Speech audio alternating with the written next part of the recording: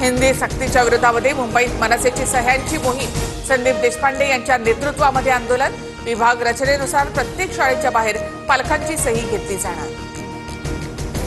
Pune railway स्टेशनच्या नामांतरावरून वाद, थोरले बाजीराव पेशवेंचं नाव द्या, भाजपच्या मेधा कुलकर्णी यांची मागणी, तर गोपाळकृष्ण गोखले किंवा फुलेंचं नाव द्या असं अंकुश काकडे आणि सचिन खरात यांचं म्हणणं. मी कुठल्याही धर्माच्या विरोधात नाही, चुकीचं वक्तव्य केलं नाही. माझं वक्तव्य तोडून मोडून दाखवण्यात आलं.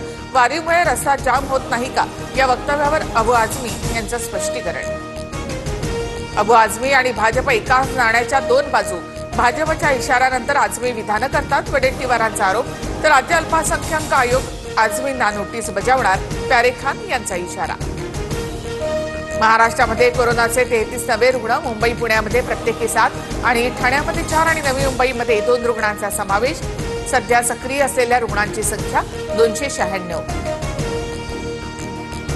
सांगलीमध्ये शिक्षक पित्याकडून मुलीला अमानुष मारहाण, मुलीचा दुर्दैवी मृत्यू. नीटच्या सराव परीक्षेत कमी गुण मिळाल्यामुळे केली होती मारहाण.